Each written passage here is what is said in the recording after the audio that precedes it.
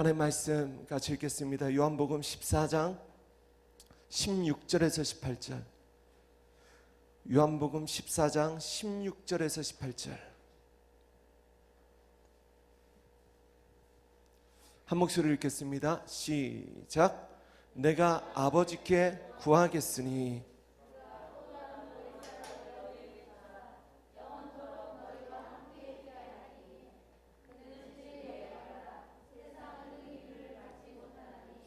이는 그를 보지도 못하고 알지도 못함이라. 그러나 너희는 그를 아나니 그는 너희와 함께 거하시며 또 너희 속에 계시겠음이라. 내가 너희를 고아와 같이 버려두지 아니하고 너희에게로 오리라. 아멘. 아멘. 예. 예.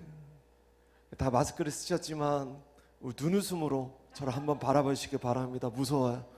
예, 눈웃음으로. 자, 오늘은 성령 시리즈 7번째 시간으로 보혜사는 스스로의 연약함을 인정하는 사람을 끝까지 도우십니다. 보혜사는 스스로의 연약함을 인정하는 사람을 끝까지 도우십니다 라는 제목으로 하나님 말씀 전하겠습니다. 신앙생활을 처음 시작하는 분들에게 이 보혜사라는 호칭이 굉장히 낯설고 또 어색하게 들려질 수 있습니다. 그러나 성경을 잘 읽어보면 보혜사는 예수님의 영이신 성령님의 또 다른 이름이에요. 저희 자녀들은요, 제 아들, 딸은요, 저를 서정연 씨라고 부르지 않아요. 저에게는 서정연이란 분명한 이름이 있지만 제 자녀들에게 제 실질적인 이름은요, 아빠인 것이죠. 아빠. 그 아빠라는 위치 혹은 어떤 역할이 저에게는 또 하나의 이름이 되어지는 것입니다. 여러분은 저를 향해서 서정연 씨 혹은 아저씨라고 부르지 않아요. 목사님 하고 저를 불러주세요. 이 역할이 저의 또 다른 이름이 되고 저는 아빠라는 이름, 목사라는 이름에 걸맞는 책임을 다하며 살게 되는 것입니다. 마찬가지로 보혜사란 어떤 역할론적인 성령님의 또 다른 이름인 거예요. 그리고 성령님은 그 이름에 맞는 책임과 역할로 우리를 위해서 일하시는 것입니다.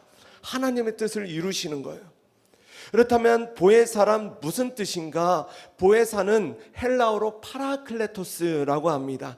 파라 플러스 클레오의 합성어예요. 그리고 헬라 문화에서 이 파라클레토스는 피고를 돕는 변호사라는 법정 용어로 쓰여졌습니다. 그러므로 보혜사란 요약하면 사람을 곁에서 돕도록 부름받은 어떤 신적인 존재라는 뜻을 가지고 있는 거예요. 이해가 되십니까? 그래서 오늘 본문 요한복음 14장 16절에서 예수님은 이렇게 말씀하셨습니다. 내가 아버지께 구하겠으니 그가 또 다른 보혜사를 너희에게 주사 너희와 영원토록 함께 있게 하겠다. 여기서 말하는 또 다른 보혜사란 성령님을 말하고 원래 있던 보혜사란 예수님을 의미하는 것입니다. 보혜사이신 예수님께서 성부 하나님께 또 다른 보혜사를 요청하신 거예요. 그 이유는 이제 예수님께서 이 땅에 오신 그 목적 완수가 그 끝에 달하는 것입니다. 십자가 사명을 완수하신 이후에는 예수님께서 육신을 가지고 이 땅에 오셨지만 다시 하늘로 가셔야 되는 거예요. 그런데 그렇게 되면 보혜사, 즉 사람을 곁에서 돕도록 부름받은 어떤 신적인 존재가 사라지게 되는 것이죠. 그래서 예수님은 또 다른 보혜사이신 성령님을 우리에게 주셔서 영원토록 함께 있게 하신 것입니다. 그러나 이렇게 함께 하시는 보혜사 성령님을 아무나 누구나 경험할 수 있는 것은 아니라는 거예요. 17절 같이 읽겠습니다. 시작. 그는 진리의 영이라 세상은 능히 그를 받지 못하나니 이는 그를 보지도 못하고 알지도 못함이라. 그러나 너희는 그를 아나니 그는 너희와 함께 거하시며 또 너희 속에 계시겠음이라. 아멘. 그래서 성령님은 진리의 영, 진리 대신 예수님의 영이시기 때문에 예수님을 구원자요 주인으로 영접하지 않은 사람들은 절대로 성령님을 받지 못한다는 것입니다. 그러나 누군가는 성령님을 알 수 있다는 거예요. 예수님을 유일한 길과 진리와 생명으로 믿는 사람, 오직 예수님을 내 삶의 유일한 주인이요 왕으로 모신 사람, 그는 나의 밖에서 그리고 나의 안에서 도우시는 성령님을 알게 되고 그분이 함께 하셔서 곁에서 도우심을 경험하게 된다는 것입니다. 그 함께 하시는 보혜사의 마음이란 어떤 마음인가? 18절 시작.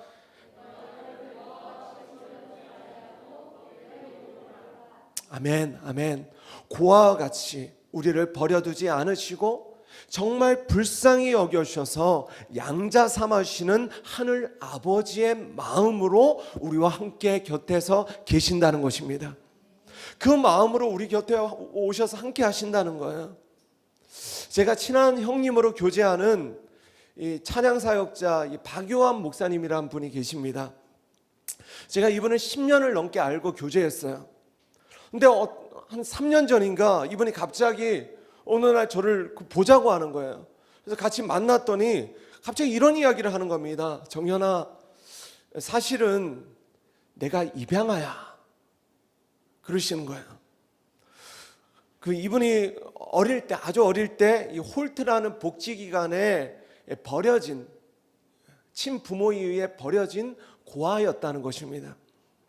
이게 왜 충격이 되었냐면 아무리 봐도 이분이 고아같이 안 생겼어요. 누가 봐도 사랑받고 자란 티가 팍팍 나는 엄친아처럼 보였습니다.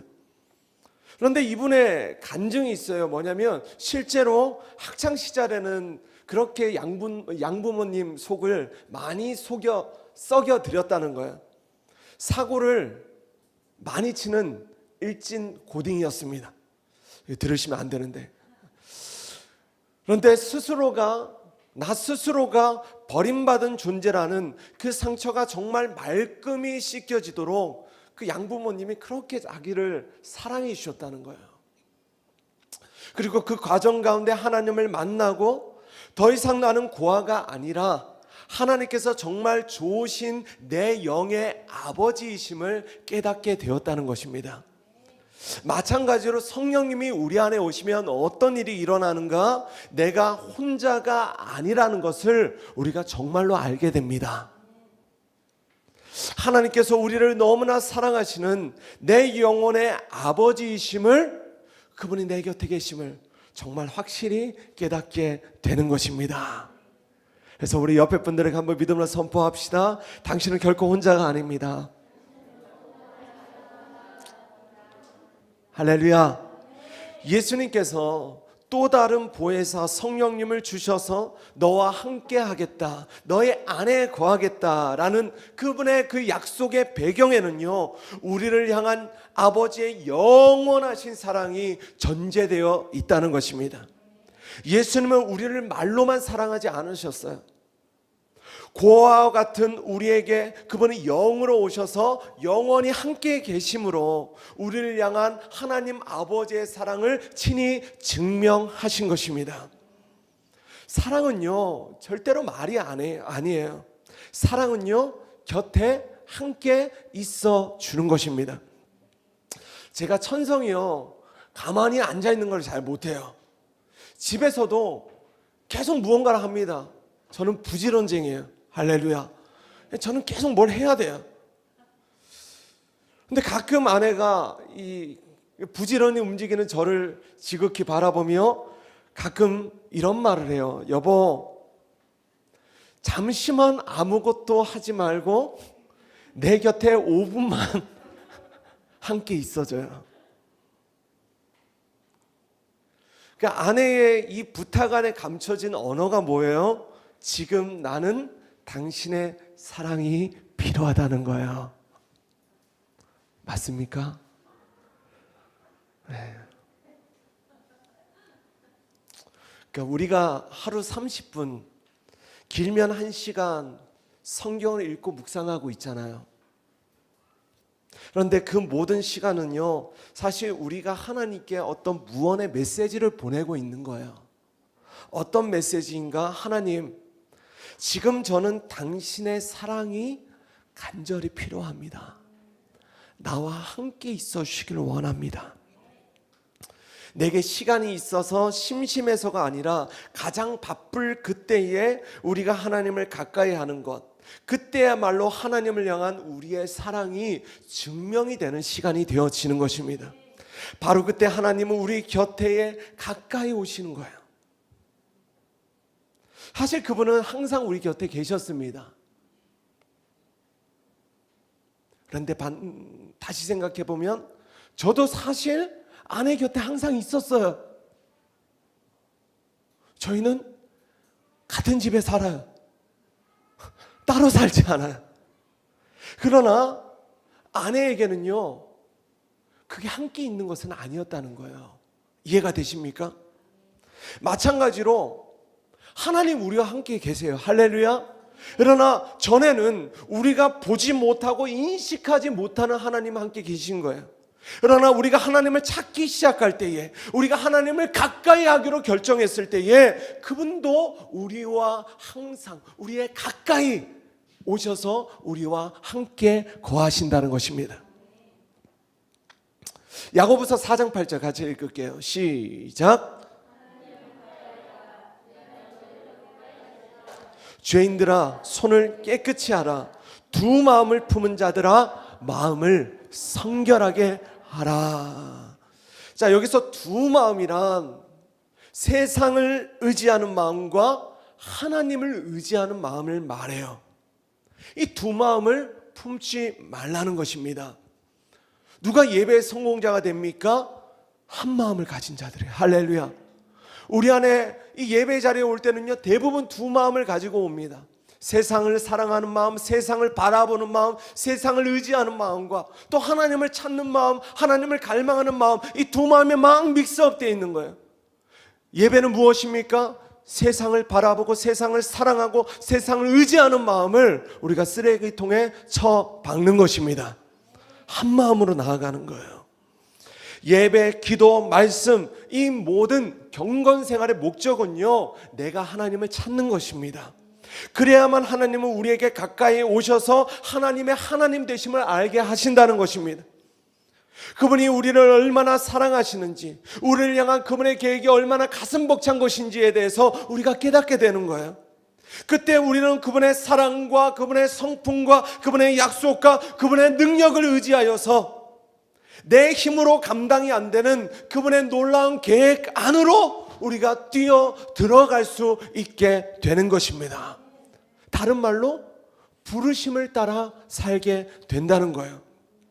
바라기는 오늘 이 예배가 정말 하나님을 간절히 찾고 가까이 하기로 결정하는 시간이 되기를 주의 이름으로 축원합니다. 특별히 오늘 우리는요, 우리 모두는 이 연약함이라는 단어에 한번 집중해 보기를 원합니다.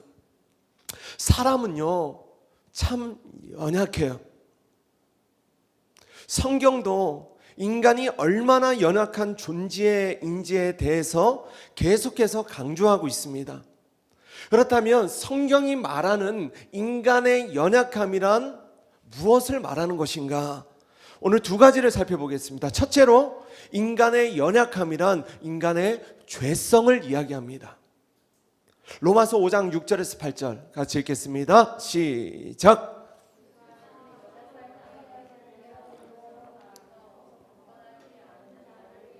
죽으셨도다. 의인을 위하여 죽는 자가 쉽지 않고 선인을 위하여 용감히 죽는 자가 혹 있거니와 우리가 아직 죄인 되었을 때에 그리스도께서 우리를 위하여 죽으심으로 하나님께서 우리에 대한 자기의 사랑을 확증하셨느니라. 아멘. 여러분, 가장 위대한 설교는요, 목사의 말이 아니라 성경을 읽는 거예요. 할렐루야. 특별히 오늘 이 6절과 8절을 평행선상으로 한번 보면 우리가 아직 연약할 때와 우리가 아직 죄인 되었을 때는요, 사실 같은 때가 되어지는 것입니다. 그러므로 인간의 본질적인 연약함의 상태는요, 죄인의 상태를 말하는 거예요. 이 죄의 본질을 지난주에 우리가 다뤘습니다.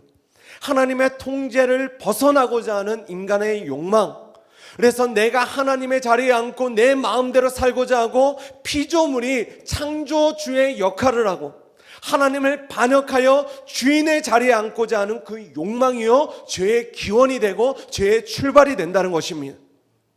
그런 죄의 욕망이 인간의 죄성이고 우리가 가진 우리 모두의 본연의 가장 치명적인 연약함이 되어진다는 것입니다. 요즘 청년들이 제자 훈련하면서 계속해서 깨닫게 되는 것이 바로 이것이죠. 내가 죄인이긴 죄인인데 얼마나 죄인인지를 모르고 그동안 예수님을 믿었다는 거예요.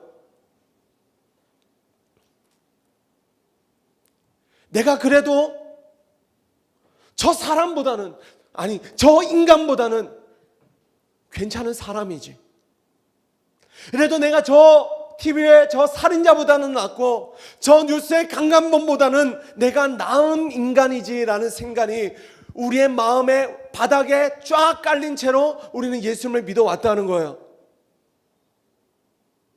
그러니 어떻게 해요? 우리는 계속해서 누군가를 판단하고 누군가를 정죄하는 삶을 살아가는 것입니다. 그런 이들을 향해 예수님께서 이렇게 꾸짖는 거예요. 마태복음 7장 3절. 자, 조금 졸고 계시는 분들이 계신데 우리 큰 목소리로 같이 읽겠습니다. 시작. 어찌하여 형제의 눈 속에 있는 티는 보고 내 눈 속에 있는 들보는 깨닫지 못하느냐. 다른 사람의 눈 속에 보이는 그 눈도 크지도 않잖아요. 제 눈이나 크지. 여러분 뭐 눈이 큽니까? 그런데 이 작은 눈에 감춰진 그 먼지는 티끌은 잘 보이는데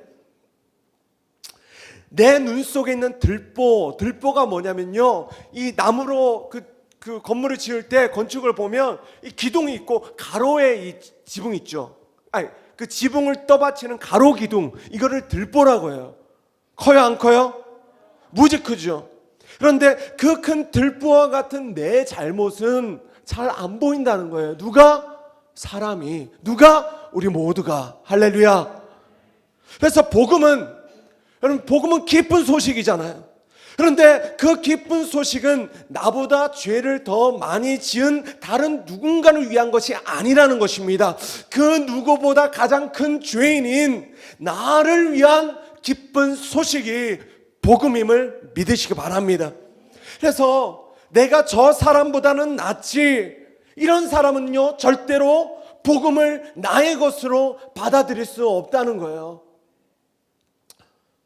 그 누구보다 완벽한 삶을 살아왔던 사도 바울이 이런 고백을 하잖아요.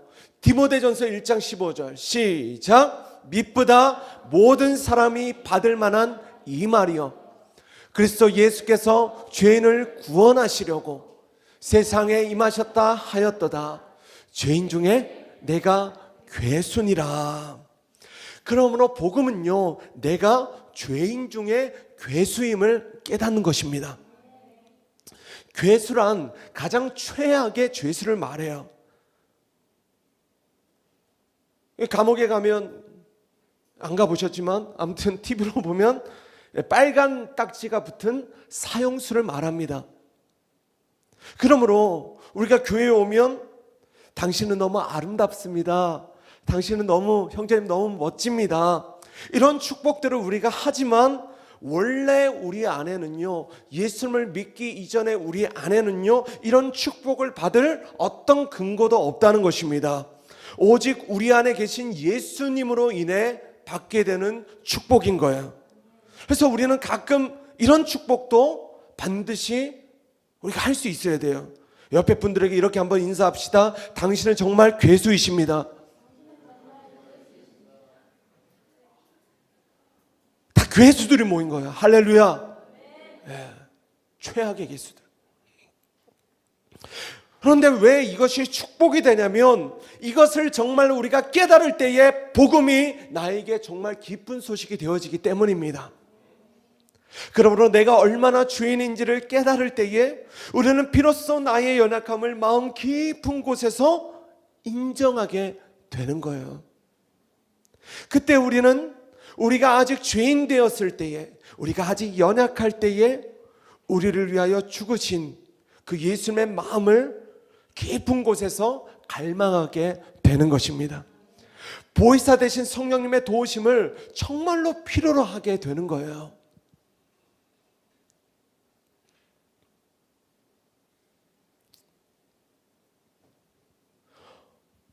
오늘 정말 그 주님의 은혜가 필요한 자들만 한번 아멘 하시겠습니다. 나는 정말 주님이 필요합니다. 나는 정말 주님의 사랑이 필요합니다. 누가 이런 고백을 해요? 나의 연약함을 진짜로 인정하는 사람. 이제 둘째로, 인간의 연약함이란 우리의 몸과 마음이 가진 상처를 말합니다. 이때 많은 사람들이 상처 때문에 신음해요. 이 상처는 앞선 인간의 죄성을 통해 파생된 상처이죠. 인간의 죄를 지었기 때문에 그 죄를 통해 누군가에게 상처를 주게 되는 거예요. 아담과 하와를 보십시오. 인간이 죄를 짓고 나니 처음으로 하는 게 뭐예요? 어떤 죄를 짓습니까? 부부싸움을 하는 거예요. 가인과 아벨이 형제간에 싸우고 죽이는 일이 일어납니다. 여러분, 죄는요 반드시 상처를 불러오게 되어 있어요. 먼저는 사람의 몸이 그렇게 연약합니다. 우리의 몸이 가진 상처들이 있어요. 그 이유는 지난주 말씀드렸습니다. 하나님께서 우리의 몸을 그렇게 연약하게 창조하셨기 때문입니다. 우리가 연약하기 때문에 하나님을 의지할 수밖에 없도록 그렇게 우리를 만드셨다는 거예요. 그러나 예수님께서는 그 연약한 우리를 온전케 하시기 위해, 우리를 치유하시기 위해 이 땅에 오셨음을 믿으시기 바랍니다.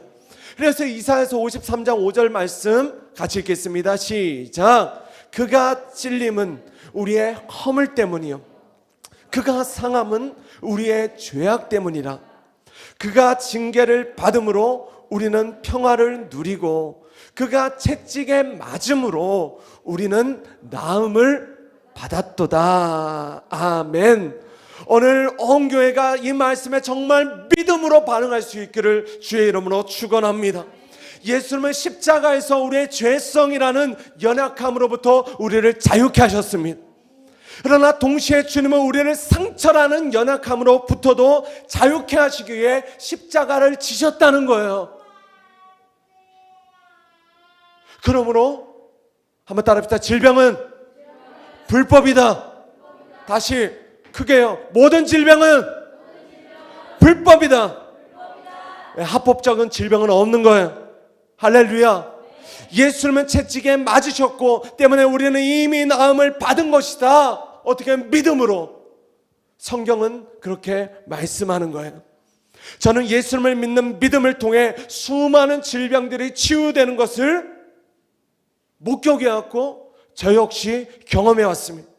오늘 말씀 듣고 찬양하다가 기도하다가 이 질병으로부터, 이 상처로부터 자유케 되는 간증들이 일어나기를 주의 이름으로 축원합니다. 다음으로 사람의 마음도 그렇게 연약해요. 저는 목사로서 마음이 아픈 사람들을 정말로 많이 만나왔습니다. 몸에 새겨진 상처는 그래도 잘 소독하고 꼬매고 수술하고 약을 먹으면 나아요. 그러나 마음에 새겨진 상처는 어린 아이부터 나이든 노인에 이르기까지 치료하기가 정말 쉽지 않더라고요. 특별히 마음의 상처는요, 가까운 관계에 있는 사람이 준 것일수록 더 깊이 새겨집니다.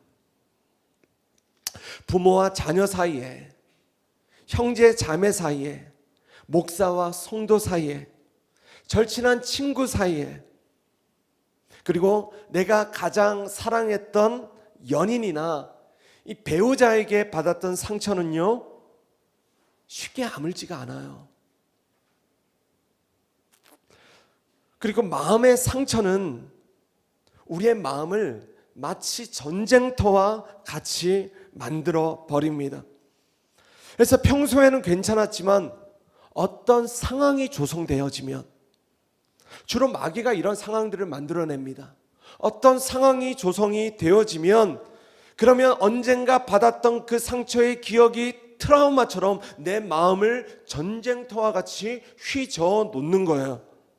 그때 마치 바닥에 가라앉았던 모래가 휘저어지는 것처럼 내 마음이 어떻게 됩니까? 흙탕물이 되어져요. 그리고 내 마음에는 평화를 잃어버리게 되는 것입니다. 그리고 그것이 다시 무엇으로 이어져요? 여러분 잘 들으십시오. 상처는요, 죄로 이어집니다. 여러분 상처의 문제를 해결하시길 바랍니다. 그래야 죄로부터 자유할 수 있어요. 그래서 우리의 마음의 상처에도 아까 우리가 읽었던 이사야 53장 5절 말씀을 믿음으로 적용할 수 있어야 하는 거예요. 그가 징계를 받음으로 우리는 평화를 누리고. 할렐루야. 예, 어디에요? 우리의 마음에. 예수님은 우리의 마음의 연약함도 담당하시기 위해 십자가를 지신 거예요. 그것을 우리가 정말 믿을 때에 비로소 우리는 우리의 마음의 상처로부터 자유할 수 있게 되는 것입니다. 목사님, 그게 어떻게 가능합니까? 제가 어떤 마음의 상처를 받았는지 목사님께서 몰라서 하시는 말씀이에요. 그러나 저는 여러분들이 어떤 마음의 상처로부터 자유케 될 수 있음을 저는 확실히 말씀드릴 수 있습니다. 왜냐하면 성경이 그것을 말씀하고 있고 그 상처가 치유된 것, 마음의 상처가 치유된 것, 그것을 제 삶으로 증언할 수 있기 때문이에요. 잘 들어보십시오. 저는요, 어릴 때 제가 아버지로부터 이 받았던 상처가 많이 있었어요. 그리고 그 상처의 기억들은요, 여전히 제 기억 안에 새겨져 있습니다. 그런데 그런 기억은 강해서요, 그 상처의 기억은 강해서요, 기억에서 잘 사라지지는 않아요. 까먹지 않습니다. 때때로 생각이 나요. 그러나 그 상처는 더 이상 벌어져서 통증을 유발하는 그런 상처는 아닌 거예요. 완전히 아물어서 흔적만 남아있는 상처가 되는 것입니다. 그래서 갈라디아서 6장 17절에 이렇게 말씀해요. 시작.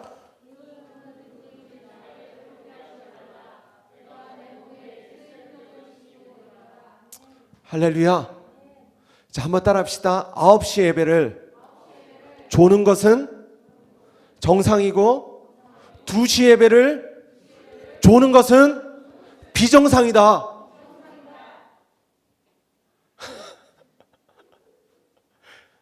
여러분, 2시 예배를 조는 건 비정상이에요. 여러분 영혼이 깨어있기를 바랍니다. 예. 여기서 흔적이란 헬라어로 스티그마예요. 영어로 마커스. 사도 바울은 예수님을 믿은 이후로 많은 육신의 상처를 감당해야 했습니다. 돌에 맞고 매에 맞고 수많은 육신의 상처를 몸에 지니게 되었어요. 뿐만 아니라 이 사도 바울은 그의 마음에도 많은 상처를 받았습니다. 동족이었던 유대인들로부터 심한 모욕과 핍박을 당해야 했어요. 그러나 바울은 더 이상 그것을 상처라고 말하지 않고 그것을 예수의 흔적이라 이야기하는 것입니다. 어떻게 그가 그런 고백을 할 수 있는가? 그는 치유자 되신 예수님의 능력을 전적으로 신뢰했기 때문이에요.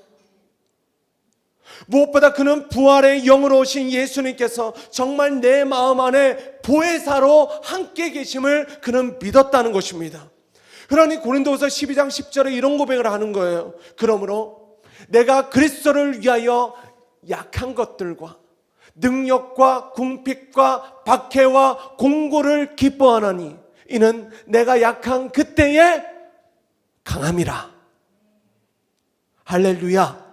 내가 약한 그때에 강함이라. 다른 말로 나의 연약함을 인정할 그때에 나를 강하게 하시는 보혜사 성령님의 도우심을 경험하게 된다는 것입니다. 그러므로 우리가 보혜사 성령님을 경험하지 못하는 이유는 단순한 거예요. 여러분, 왜 성령님을 몰라요? 왜 교회를 그렇게 오래 다녔는데 성령님이 어떤 분인지 알지 못할까요? 단순하다는 거 이유가 뭐냐면 내가 연약하다 말은 하지만 아직 나의 연약함을 온전히 인정하지 않기 때문에 그런 것입니다. 아직 내 인생을 내 힘으로, 내 노력으로, 내 의지로 해보겠다는 이 생각들이 우리 안에 가득한 거예요. 아직 내 인생은 괜찮다는 거예요. 내 힘으로 해볼 만하다는 거예요. 힘들죠? 여러분 다 힘들잖아요 요즘. 그래도 죽을 정도는 아니라는 거예요. 적당히 세상을 의지하면 스트레스, 적당히 세상을 의지하면 풀 수 있다는 거예요.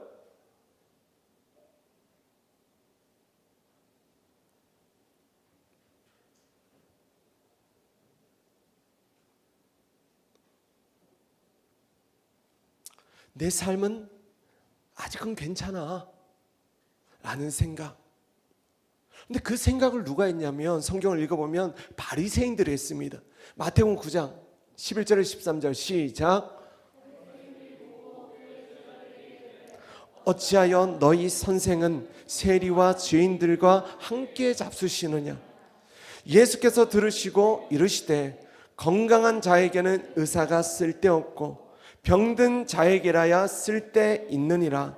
너희는 가서 내가 긍휼을 원하고 제사를 원하지 아니하노라 하신 뜻이 무엇인지 배우라. 나는 의인을 부르러 온 것이 아니요 죄인을 부르러 왔노라 하시니라. 아직 내 삶은 괜찮아, 큰 문제가 없어 라는 사람은요, 예수님께서 그의 인생에 찾아올 수 없다는 말씀입니다. 건강한 자에게야 의사가 쓸데없다, 병든 자에게라야 쓸데가 있다. 이게 무슨 말이냐면 내가 아프다는 것을, 연약하다는 것을 인정하는 사람만 의사가 그 병을 고칠 수 있다는 거예요. 오늘 하나님께서 우리에게 말씀하시는 두 가지 연약함이 있습니다. 하나는 우리의 영에 새겨진 죄라는 연약함이고, 다른 하나는 우리의 마음과 육체에 새겨진 이 상처라는 연약함이에요. 그런데 나는 아직 괜찮아 라고 말하는 사람은요, 하나님께서 그 연약함을 강하게 온전하게 해 주시고자 해도 그렇게 하실 수가 없다는 것입니다. 예수님은 이 땅에 의인을 부르러 온 것이 아니라 죄인을 부르러 오셨기 때문이라는 거예요. 그러므로 오늘 나는 죄인입니다. 나의 몸과 마음에는 깊은 상처가 있습니다. 우리가 그 연약함을 하나님 앞에 인정할 때에, 그때에만 보혜사 되신 성령님께서 우리의 연약함을 도와주실 수 있다는 것이, 우리의 삶 가운데 가까이 함께 하실 수 있다는 것이 오늘 설교의 핵심 주제인 거예요. 그러므로 나의 연약함을 깨닫는 것은 은혜가 되고, 나의 연약함을 망각하는 것은 저주가 되는 것입니다. 왜 그것이 저주인가? 함께 하시는 하나님을 경험하지 못하는 교회 생활을 하는 거예요. 저는 그런 종교 생활로 고통받는 이들을 너무 많이 봤습니다. 왜 그것이 고통이 되냐면 한 번 한 번의 예배가 마치 감옥에 있는 것처럼 여겨지는 거예요. 그러니 그 일이 저주가 되는 것이죠. 세상 사람들은 내 힘으로 안 되는 것을 보고 뭐라고 이야기해요? 네가 복을 못 받아서 그래, 네가 기도를 덜 해서 그래, 네가 더 열심히 살지 못해서 그래 라고 이야기해요. 그러나 성경은 어떻게 이야기합니까? 내 힘으로 안 되는 바로 그때가 하나님이 일하실 때라고 이야기하는 것입니다. 그러므로 내 힘으로 안 되는구나, 이것을 나의 전 존재로 고백하는 것이 신앙생활의 출발점에 서는 거예요. 진정한 믿음이, 진정한 신앙생활의 시작은요, 내 힘으로 안 되는 것이구나를 인정하는 것입니다. 믿음의 선배들은요, 이 비밀을 알았어요. 그러니 이런 찬양을 부른 거예요. 나와 동행하시고 모든 염려 아시니 나는 숲의 새와 같이 기쁘다. 내가 기쁜 마음으로 주의 뜻을 행함은 주의 영이 함께함이라. 성령이 계시네. 할렐루야 함께 하시네. 좁은 길을 걸으며 밤낮 기뻐하는 것 주의 영이 함께 함이라. 다 같이 성령이 계시네. 할렐루야 함께 하시네. 좁은 길을 걸으며 밤낮 기뻐하는 것 주의 영이 함께 함이라. 할렐루야. 이번 한 주 이 땅에 이 주님의 몸된 교회들을 향한 이 세상의 태풍이요, 정말 거세였습니다. 제가 카톡으로 다 적을 수 없었던 어떤 염려와 근심, 그리고 이 땅과 이 세대를 향한 그 주님의 애통하는 마음이 제 안에 정말 가득한 채로 정말 무거운 마음으로 주의 설교를 적어간 거예요. 근데 갑자기 이 찬양을 부르는데 정말 거짓말같이 제 안에 염려와 근심의 먹구름이 사라지는 것입니다. 나와 동행하시는 분, 나의 모든 염려를 아시는 분, 그분이 온 세상을 창조하신 하나님이세요. 그분이 왕이세요. 그분이 통치하시는 것입니다. 그분이 이 나라와 이 민족과 우리 교회를 향한, 또 한국 교회를 다스리시고 통치하고 계심을 정말로 믿어지는 거예요. 하나님, 내 마음에 담대함이 생겨나고 기쁨이 생겨나고 평안이 생겨나는 것입니다. 자, 요한복음 14장 27절 같이 읽겠습니다. 시작.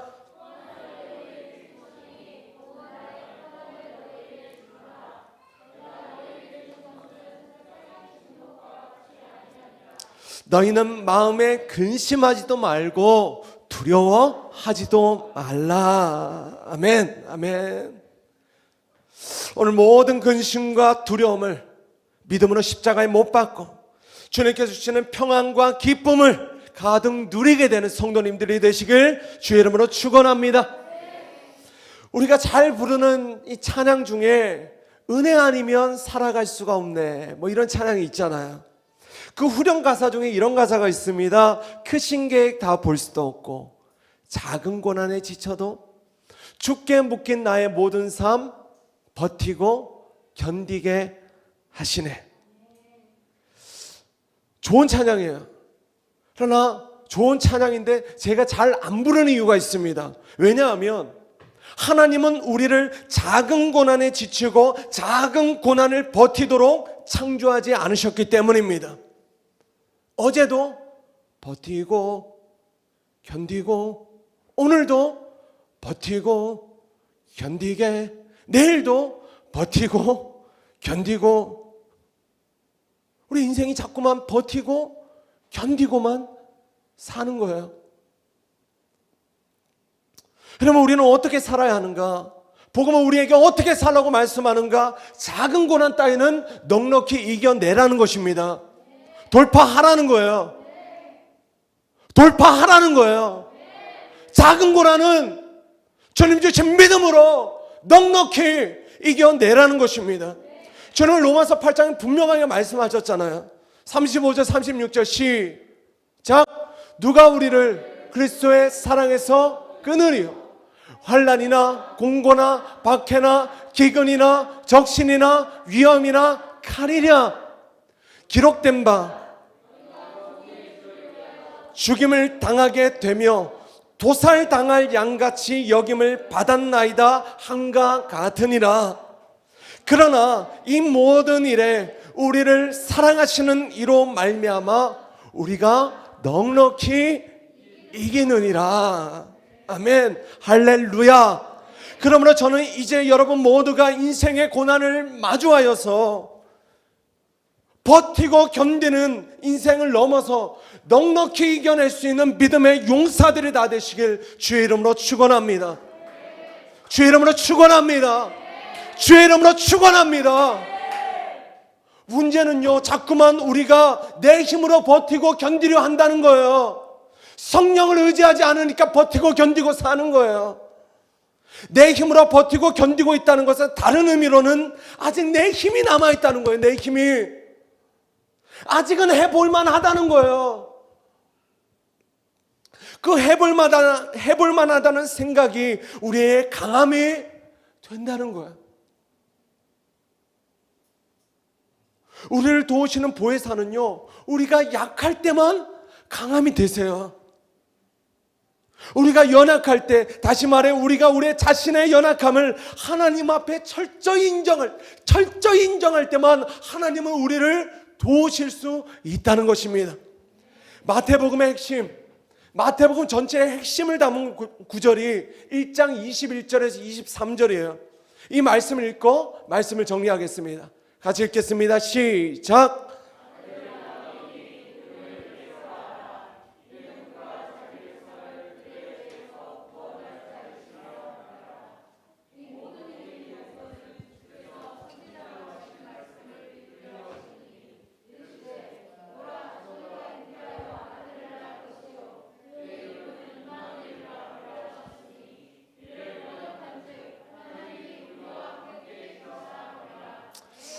할렐루야. 하나님 우리와 함께 계시다. 여러분 이거 정말 믿으세요? 여러분 이거 정말 믿으세요? 아, 할렐루야. 예.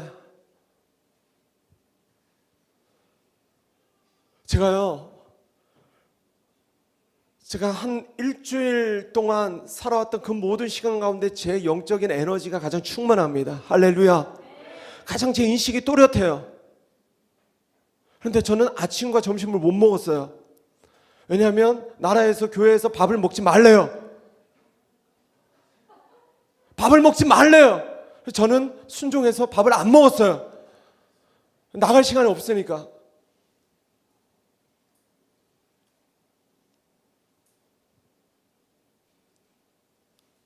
그런데 다른 어떤 때보다 제 안에 지금 영적인 에너지가 가장 충만합니다. 하나님이 내 안에 정말 계심을 믿어지는 것이에요. 오늘 혹시 여기 인생 가운데 가장 힘든 광야와 같은 그 고난을, 그 구간을 통과하고 계신 분들이 계십니까? 오늘 민재 형제 어제 공무원 시험 봤는데 신통치 않은가 봐요. 저는 믿어요. 함께 하시는, 하나님 함께 하시는 민재 형제 인생은요 반드시 잘 될 겁니다. 형통케 될 줄로 믿습니다. 여러분 함께 하시는 주님을 바라보세요. 그러면 능력 없는 분이 아니세요. 여러분의 인생을 거뜬히 책임지실 수 있는 능력의 하나님이심을 믿으시기 바랍니다. 하나님 우리와 함께 계시다. 임마누엘. 이 땅에 많은 사람들이 임마누엘의 이 비밀을 모른 채로 교회를 다닙니다. 어떤 사람은 하나님께서 함께 하시지 않는데 함께 하시는 걸로 착각하고 교회를 다녀요. 잘 들으십시오. 무서운 거예요. 하나님께서 함께 하시지 않는데 하나님께서 함께 하시는 걸로 착각하고 교회를 다닌다니까요. 어떤 사람들인가? 여전히 내 힘으로 할 수 있다고 믿는 사람들, 자기중심적인 삶, 자기중심적인 사고를 벗어나지 못하고 여전히 내가 복음적인 삶을 살아가는 거예요. 그들에게 하나님은 어떤 분이세요? 내가 아프고 내가 힘들고 내가 연약할 때만 내가 찾는, 나를 도와주시는, 그때만 나를 찾는, 그때만 나와 함께 계시는, 그때만 뿅 하고 나타나시는 램프의 요정과 같은 그런 하나님. 그런데 정말 잘 들어보십시오. 정말 하나님은 그런 이들을 사랑하셔서 스스로 램프의 요정이 되셔서, 스스로 램프의 요정, 나는 너의 램프의 요정이야, 나를 문지르렴 너에게 나타날게, 힘들 때 문지르렴 너에게 가까이 갈게. 하나님은 그런 여러분의 램프의 요정으로 사실까? 정답은 아니라는 거예요. 아멘 하시기 바랍니다. 하나님은 여러분의 램프의 요정이 아니세요. 그분은 사람의 종이 아니시고 사람의 주인이시기 때문에 우리가 그분의 램프의 요정이 되어야 돼요. 그분이 우리를 찾으실 때 우리는 그분 앞에 순종하는 삶을 살아야 되는 거예요. 이게 신앙생활이에요. 이게 불편하면 교회를 떠나셔도 됩니다.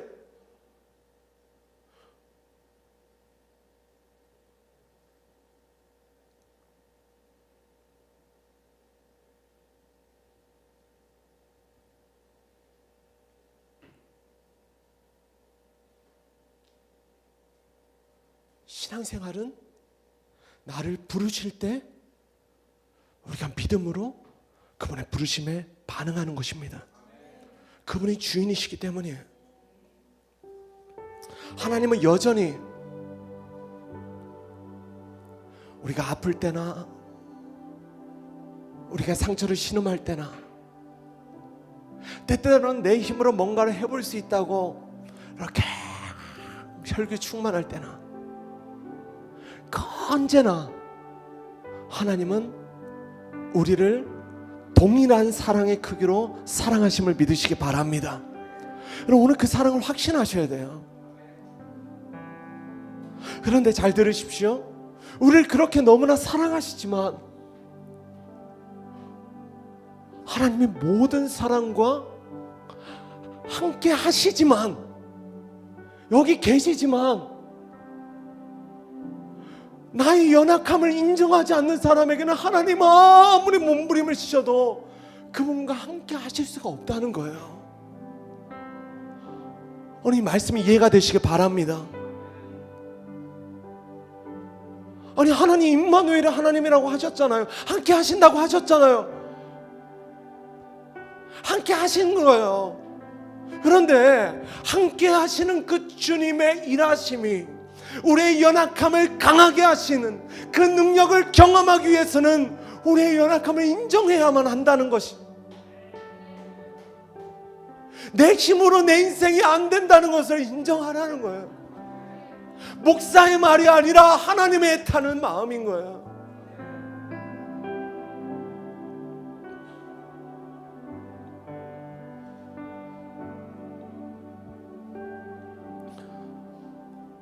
정말 내 인생이 내 힘으로 안 되는구나.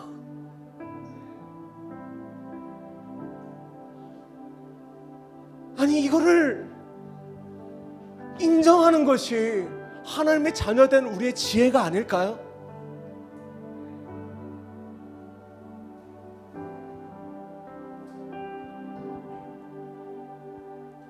지아야, 저기 스피커 좀 여기로 옮겨줄래?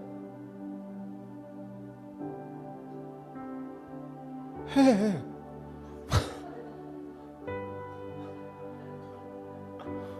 저기 스피커 좀 여기로 옮겨줘 봐봐.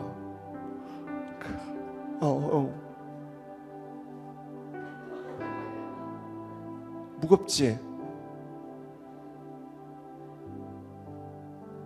한번 다시.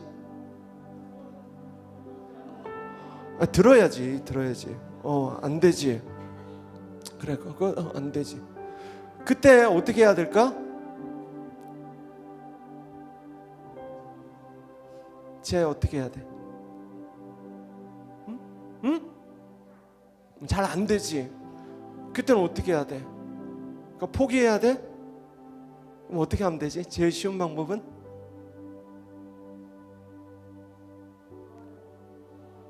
누구한테? 아빠한테 도와달라고.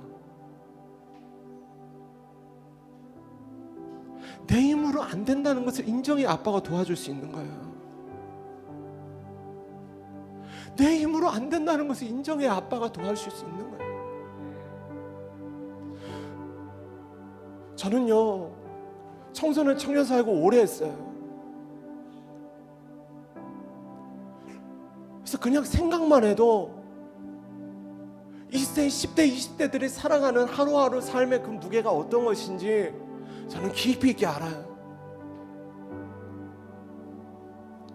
저는 여러분들이 이때 정말 내 삶이 내 힘으로 안 된다는 것을 깨달으셨으면 좋겠어요. 내 힘을 빼고 아빠 도와주세요. 아빠 아버지라 부르짖느니라. 할렐루야. 지난주 말씀드렸잖아요. 이게 무슨 뜻이에요? 아빠 다음은 또 뭐죠? 아빠의 계획은 뭐죠? 왜 우리 인생이 내 힘으로 잘 안 돼요? 아빠의 계획을 몰라서 그래요.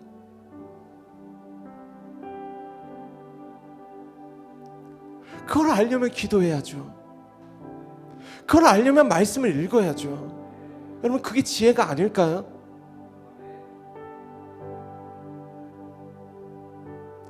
이 지혜를 가진 우리 자녀들, 청년들이 되길 진심으로 축복합니다. 그런 장년들이 되시길 축복합니다. 네. 우리 옆에 분들에게 선포합시다. 하나님은 절대로 당신을 포기하지 않으십니다. 네.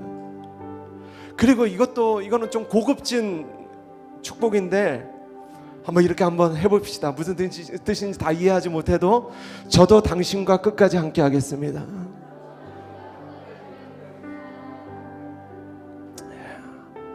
교회는 그런 곳이에요.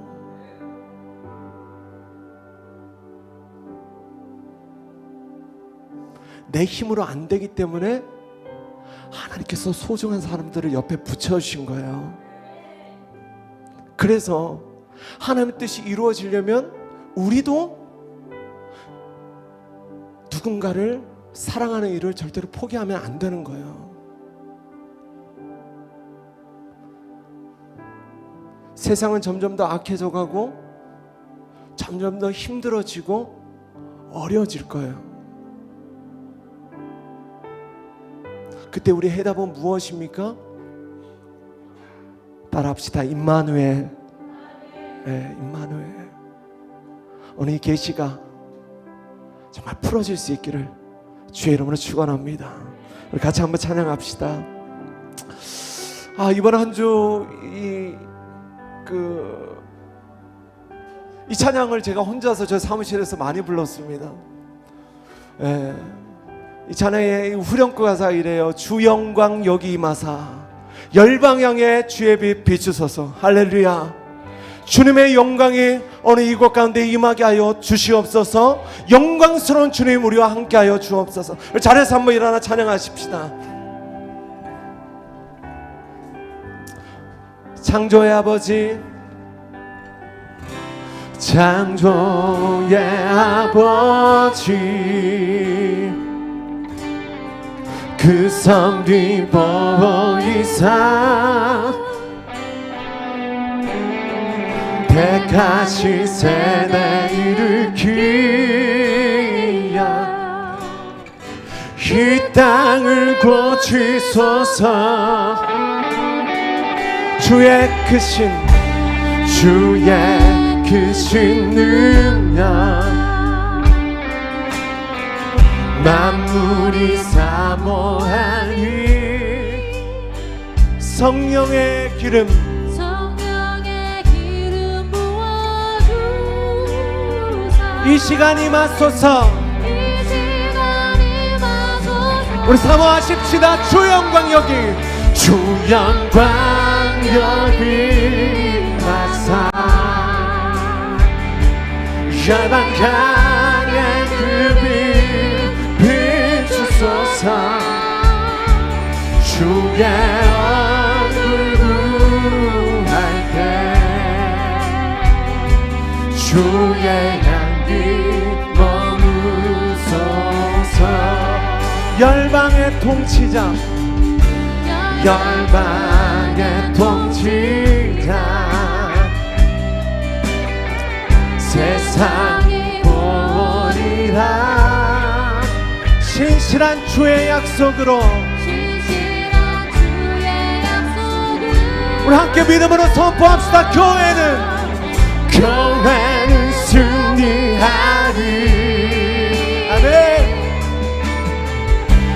우리 돌아보사 강건케 하소서. 여러분 믿음으로 선포하세요. 연약함 모두 벗어지고 승리케 하옵소서. 우리 두 손 한번 높이 들고 주 영광 여기 임하사 열방 향해 그 빛 비추소서. 주의 얼굴 구할 때 주의 향기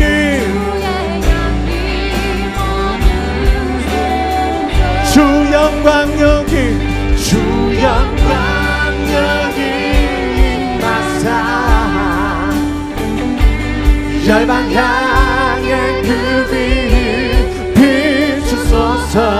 주의 얼굴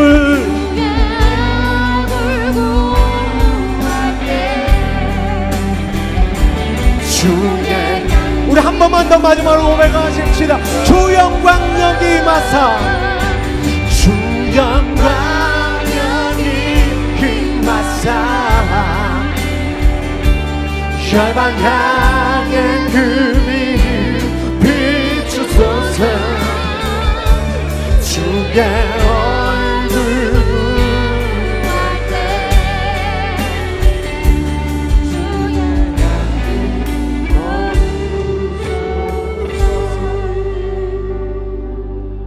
사랑하는 여러분,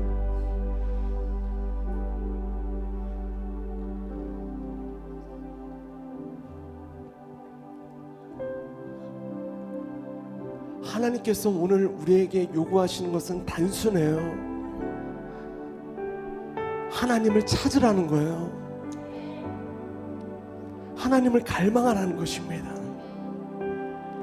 그러면 하나님께서 우리의 삶 가운데 가까이 오시겠다는 거예요. 함께 하시겠다는 것입니다. 너의 연약함을 인정하라는 거예요. 진리의 영이신 성령이 오늘 이곳에 오늘 내 안에 오시기를 원합니다. 그래서 세상이 능히 받지 못하고 보지 못하고 알지 못하는 하나님, 임마누엘의 하나님을 주님 내가 알게 하여 주시옵소서. 연약한 인생에 동행하시고 곁에서 끝까지 도우시는 성령님의 은혜를 날마다 경험하게 하여 주옵소서. 오늘 광야와 같은 우리의 인생 가운데 주님 내 삶에 동행하여 주옵소서. 오늘 나의 연약함을 철저히 인정합니다. 나의 죄성을 인정합니다. 내 몸과 내 마음의 연약함을 인정합니다. 나를 도와 주시옵소서. 함께 하신 주님을 믿게 하여 주옵소서. 우리 주의 이름 한번 부르고 기도합니다. 주여,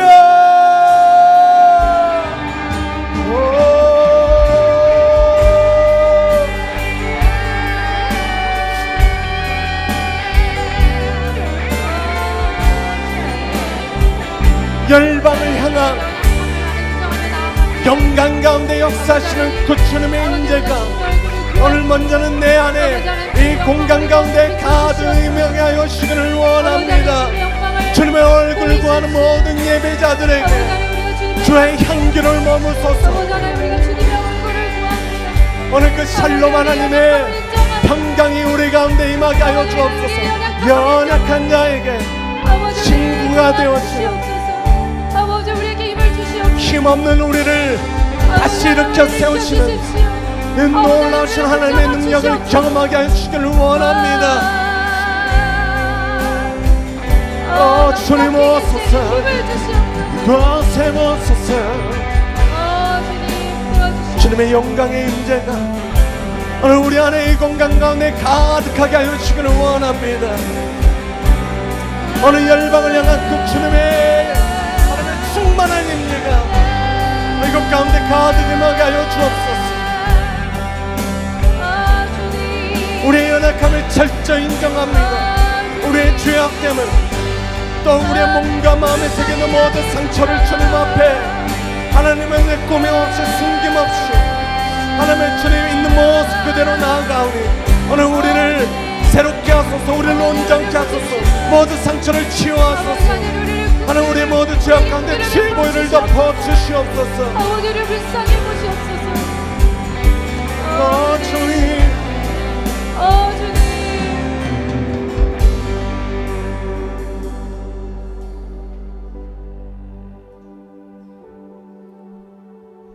하나님 감사합니다.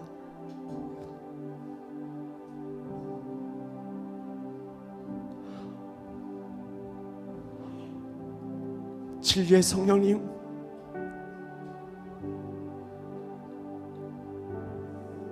오늘 우리가 보고 듣고 느껴지는 이 땅의 모든 것들이 진리가 아니라 정말 함께 하시는 우리 주 예수님, 그분이 영원하신 진리임을 주님 볼 수 있는 영안을 우리 가운데 열어 주시옵소서.